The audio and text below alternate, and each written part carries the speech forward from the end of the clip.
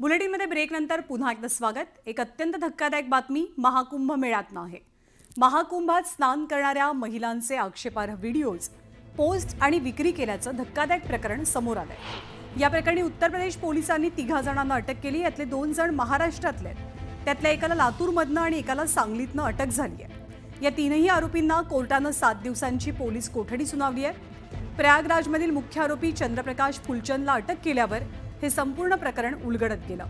महिलांचे कपडे बदलतानाचे आणि स्नान करतानाचे फोटो आणि व्हिडिओ सोशल मीडियावर विकले जात आहेत। दरम्यान या आरोपींनी देशातील 60 ते 70 रुग्णालयांचे सीसीटीव्ही कॅमेरे सुद्धा हॅक केल्याचा संशय आहे। गुजरातच्या राजकोटमध्ये एका हॉस्पिटलमध्ये महिलांचं चेकअप करतानाचे व्हिडिओज यूट्यूबवरती अपलोड केल्याचं प्रकरण समोर आलं होतं आणि त्यानंतर या धक्कादायक बाबीचा खुलासा झाला। पोलिसांकडून संपूर्ण प्रकरणाचा तपास सुरू आहे। अश्लील वीडियो को लेकर भी एफआईआर हम लोगों ने इस संबंध में 3 एफआईआर किए हैं और अन्य भी एफआईआर किया गया। गुजरातमधील एका हॉस्पिटलमधील महिलांचे आक्षेपार्ह व्हिडिओ हे काही व्हायरल झाले होते। त्यामध्ये गुजरात येथे सायबर क्राईम रजिस्टर करण्यात आला आणि त्यानंतर गुजरातीतून एक टीम इथं आपल्या इथे तपासकामी आली होती। त्यांना आम्ही मदत केली। त्या मदतीने आम्ही त्यांना हवा असलेला इसमाचा शोध घेतला। लातूरमध्ये तो नारायणनगर येथे मिळून आला।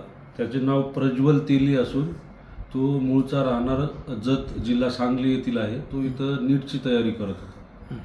तो त्यांना त्या सायबर क्राईमच्या गुन्ह्यामध्ये हवा असल्याने त्यांनी त्याला ताब्यात घेतले आणि पुढील तपासकामी त्याला गुजरात येथे घेऊन गेले। आणि यानंतर बातमी चोरट्यांच्या सुळसुळाटाची। जळगावच्या 40गाव शहरामध्ये एका लग्नातनं 10.5 लाख रुपये किमतीचे दागिने लांबवले गेले। अल्पवयीन मुलगा दागिन्यांची पिशवी लांबवतानाची सगळी घटना सीसीटीव्हीमध्ये कैद झाली। तमंचरमध्ये एका दुकानदाराला बोलण्यामध्ये गुंतवून ठेवत हातचलाखीनं काउंटरवरच्या वस्तूची चोरी करत चोरट्यांनी पळ काढला।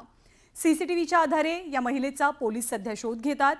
तर खेड कृषी उत्पन्न बाजार समितीच्या चाकण बाजारातनं शेतकऱ्यांच्या 44 कांद्यांच्या गोण्यांची चोरी झाली। यात 52,000 रुपयांचे कांदे चोरीला गेल्यात। या चोरीच्या सीसीटीव्हीचा व्हिडिओ सुद्धा समोर आलाय। याच आधारे बाजार समितीतील शेतकऱ्यांचा कांदा नेमका कुणी चोरला या चोरट्याचा पोलीस शोध घेतात।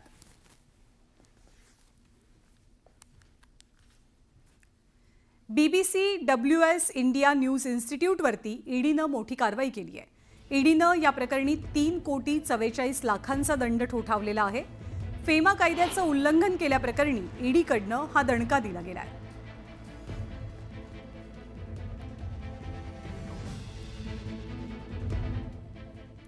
आणि कोकणवासियांचं श्रद्धास्थान असलेल्या आंगणेवाडीच्या भराडी देवीच्या यात्रेला काही तासातच सुरुवात होणार आहे। यात्रोत्सवाच्या कालावधीमध्ये मोठ्या संख्येनं भाविक दर्शनासाठी येतात। आज सकाळपासूनच देवीच्या दर्शनासाठी भाविकांनी गर्दी केल्याचं चित्र दिसतंय। संपूर्ण मंदिर परिसराला आकर्षक फुलांची सजावट पाहायला मिळते।